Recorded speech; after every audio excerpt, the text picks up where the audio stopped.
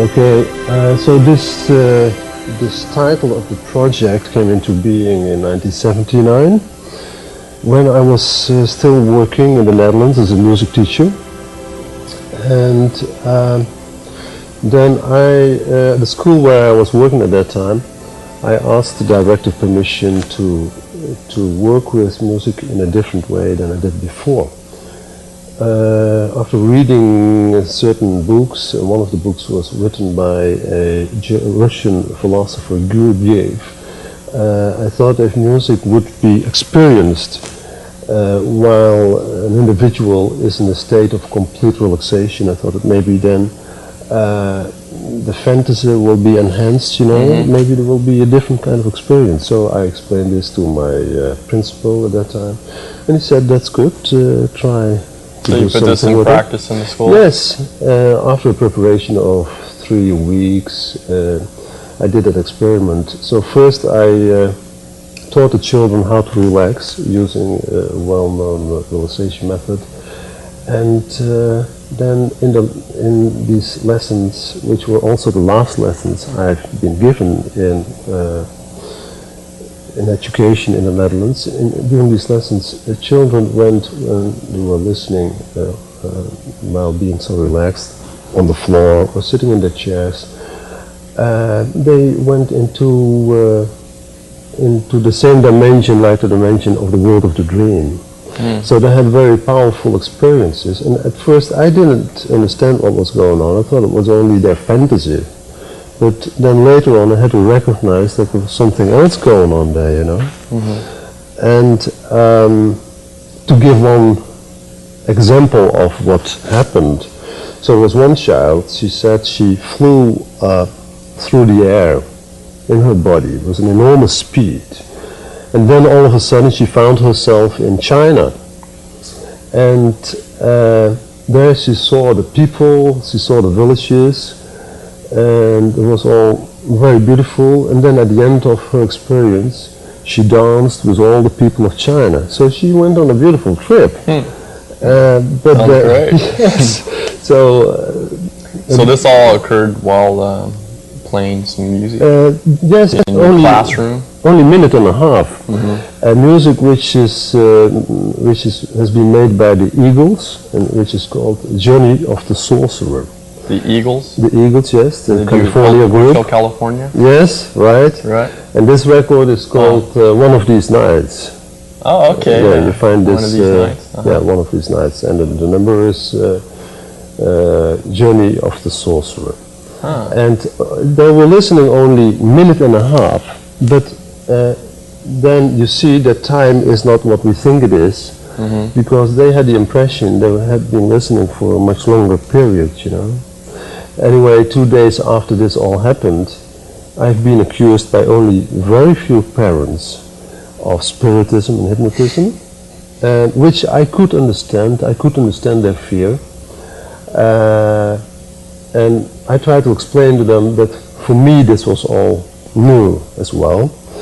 But they didn't want to hear about it, so they said to the director of the school that I should have to be fired. Because you're a modern day sorcerer? Yes. By playing the Eagles Hotel California to the kids, huh? Oh, that's interesting. Yeah. That's too bad. Yeah. So what happened? So then, after 1 year, I started to write about all this and made radio shows in the Netherlands. They fired you? They did. They put me in early pension, so I'm retired. And mandatory retirement. Yes, and so then I made some radio shows, wrote articles, do workshops, and so now this thing is more and more developing in something international, because next year I will do 3 radio shows for the Canadian Broadcasting Corporation in Canada, of course. Great. And also with the title Music as Bridge to Another Reality. And in these programs, we'll, in the first program, we'll give all kind of scientific explanation of the phenomenon, you know, music in relation to healing, to creativity, all these kind of things. And at the end of the program, there will be a possibility for the listener to go also in this state of deep relaxation and then listen to a piece of music, only part of it, which I've called 5 Musical Dreams. And this music will be produced next year with, in cooperation with Stephen Halpern, a very well-known musician in this country. And this music will be based on the frequencies you find during sleep and dream. So this will imitate the sleep and dream situation. So in this music you find parts which are there only to give a very deep relaxation following these frequencies. And you find parts which are a musical dream. And so then everybody listening to this, he will make up his own inner theater, being the main actor at the same time and being the director.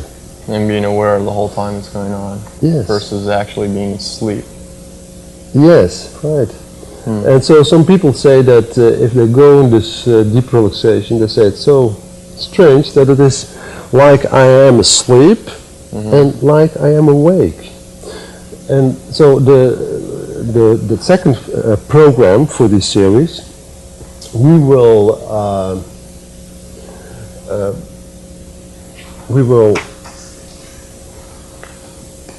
broadcast the results of 4 projects which will be done in education, in psychiatry, correctional institutions, and the treatment of drug addicts. So I will go into all these areas of society, and the results of these all these projects, musical experiments, will be taken into the program to show the listener in what way you can apply music this way, you know, in different areas of society. So that's what you're working on. To see yourself in an easy way, or if that's possible, lay down with your feet slightly spread and your arms alongside your body. Once you found an easy posture, don't move anymore, because every move will disturb the process to achieve deeper relaxation. So try not to move. Submerge yourself in a total feeling of comfort. Once you have attained that feeling of comfort, then open your eyes. Don't move. Also, keep your head and neck still. Open your eyes a little more so that you look into the direction of your eyebrows. Then, when you look past your eyebrows, focus on a certain point on the ceiling or the wall behind you. Keep focused on that point. In the studio today is one of the students who take part in these experiments, and I would like to call him into the program and ask him to tell about his experience. So Daniel, would you please come up, please? Just clip on the mic there. Okay. Good. So you want to tell us a little bit about what you experienced? At first, as I was lying there, I was orally fixated on the music, and it helped me to really relax, and my body became more and more relaxed. And then I began to have visual images in front of my eyes as I had my eyes closed. One was of faces, maybe people joined their hands together, moving around me, over me, perhaps looking down at me. And then I became more and more relaxed, and I was less, it was as if my vision was not really there. I wasn't seeing. I was relaxing. I began to feel a heightened awareness in my body. It felt light, and it was almost as if waves were passing through it of energy. And it was very intense. And the next memorable thing that happened was I realized that though I was lying down on my back, I was horizontally oriented visually as I am right now. And this was how I was seeing, and at the minute that my vision was restored almost, I saw you off in the distance, and I didn't realize it was you until you moved. You were originally in almost like a huddled position, so that your shape was like this, just your body and your head visible, and your arms and legs tucked in. And then you made this movement. It reminded me very much of Tai Chi, where you sort of drew your arm very slowly across your body, and it was as if when I noticed you, you moved, and we were looking at each other eye to eye, and you moved and stood up. It was very graceful. It was really neat looking. And then I don't know if something distracted me, but that image was gone, and those were the primary visual images that I had. Other than that, past that point, I felt like I was moving mentally through a lot of things that in normal society, maybe I would when I was lying there, I was expecting myself to stop as I would in normal society, maybe to perform a task or to answer a question, or someone would speak or something like that. But since I was lying there, totally relaxed, listening to music, with no obligations imposed upon me to do anything but just float, if you will, I felt like I was learning faster, and I felt like I was really going through a lot of things that I wouldn't have had might never have had the opportunity to do, except in a meditational setting. What kind of effect has this had on you since that happened? This was, what, a week ago? Yes. Well, for hours afterward, I felt very, very relaxed. And right after the experiment, I was so relaxed that when someone would speak to me, it felt like it would have been forced for me to respond. Even, with my face was so relaxed, I don't think I had any facial expression at all. And I didn't feel like speaking or responding to anyone. I just had achieved this state of inner concentration or serenity that I didn't want to disturb it by having to deal with other people, which of course I had to. But I stayed very relaxed for the rest of the day. I felt it was definitely a healing experience and a great learning experience. So you felt calm for a great deal of time afterwards? Yes, I felt very calm and pensive. How about creative? Did you do anything special? I felt innerly creative, more so than feeling compelled to do any certain external creation. Well, that's interesting. That relates to what you're working on. And I think for myself and a few of the other people, I believe we have some tape of that also, we'll see. The experience was different for each individual. Yes. With the music, when we were lying down, I don't know what happened exactly, but I did go out.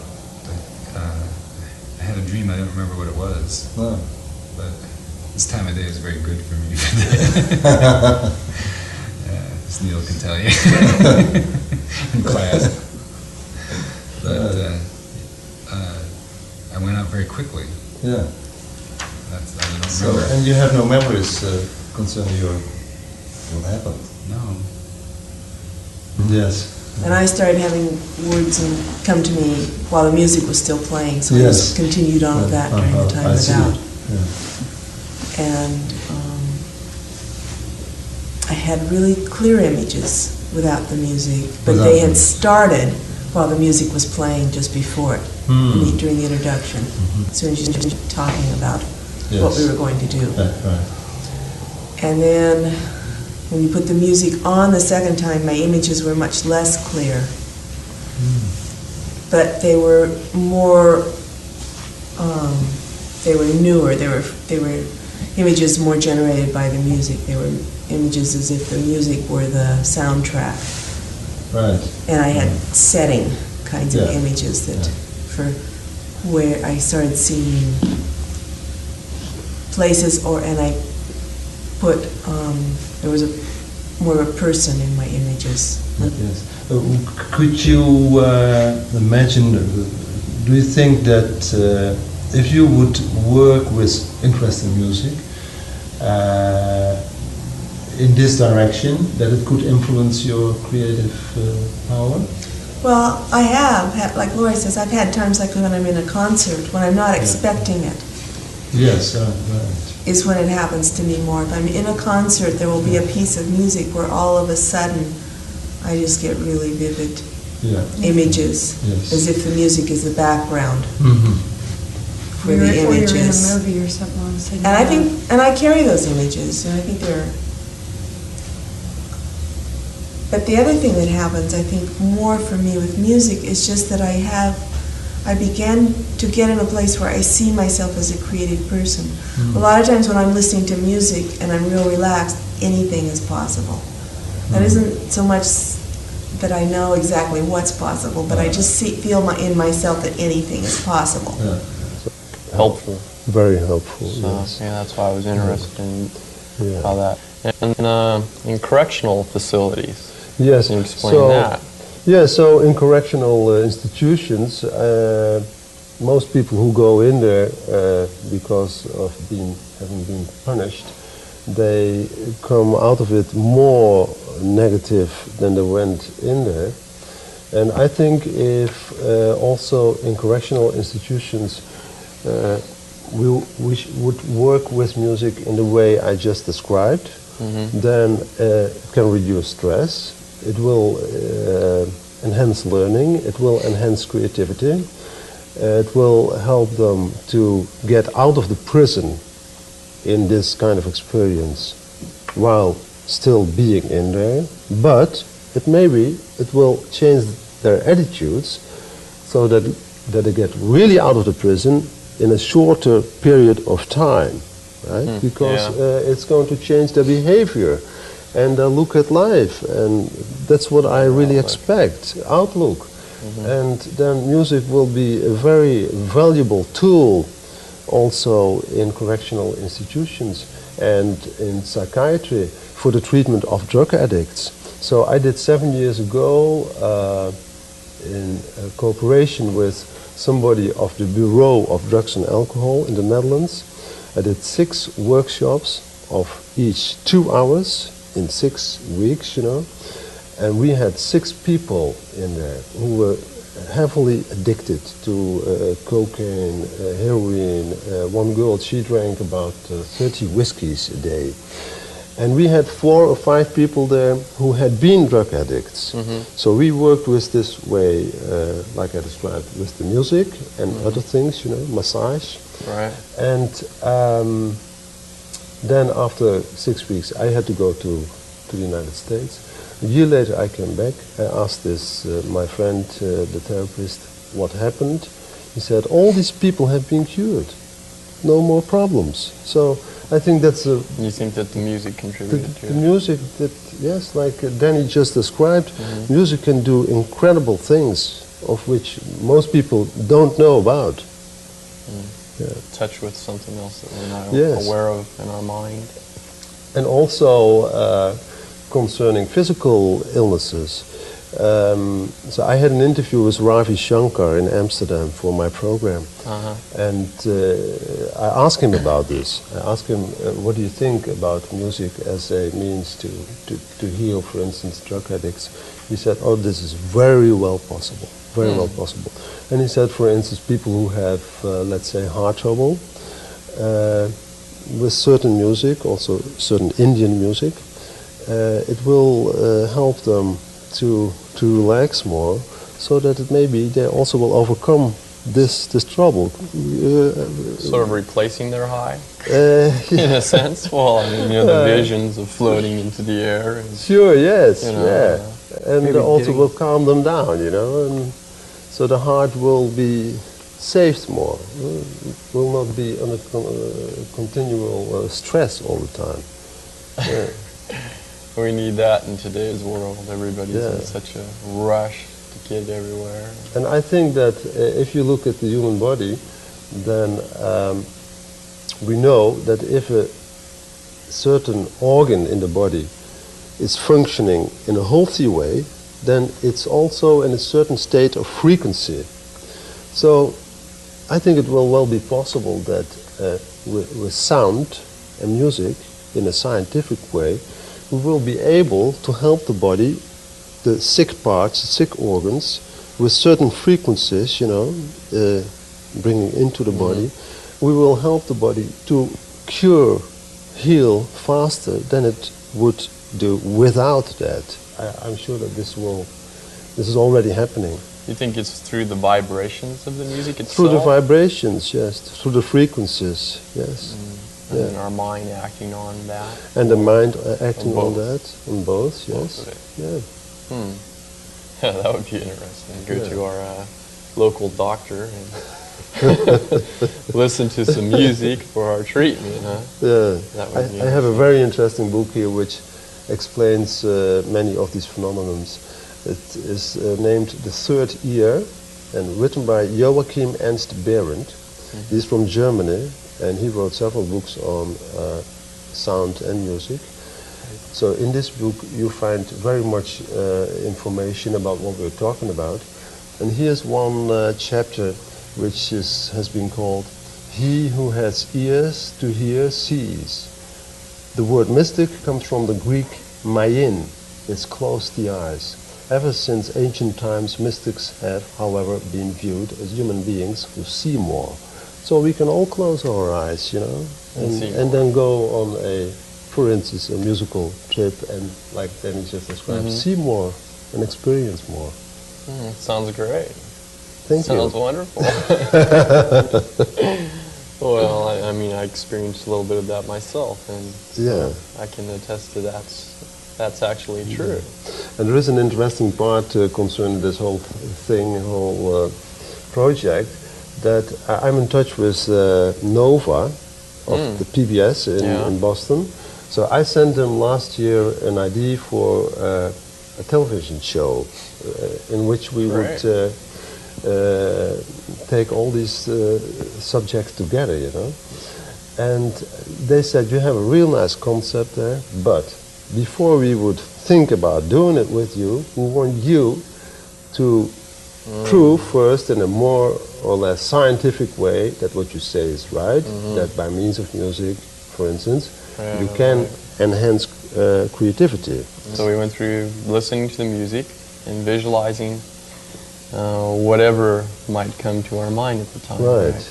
So we're coming to the close now, so I'd like to wrap it up. But so basically, you're getting your material that you need at this point. Yes. And we should look forward to seeing this in action sometimes. Right. And then the interesting thing, you know, if you translate these mind images into video television images, the interesting thing is that these images are born out of the music. And then this same music can also accompany the images which you have, the video images which you have produced later on, see? So then it's a different way of making film.